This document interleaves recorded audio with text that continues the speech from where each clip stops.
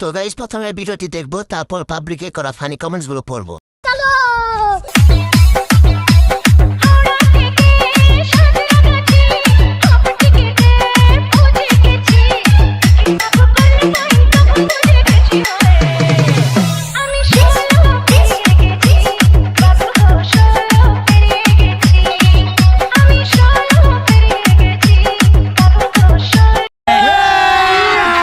अभी मजा आएगा ना भिड़ो।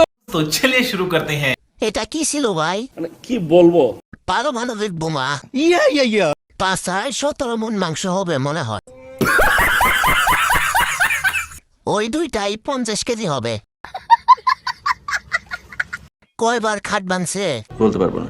এটা কোন কোম্পানির প্রোডাক্ট? জানি না। উনি বাথরুমে যায় কেমনে?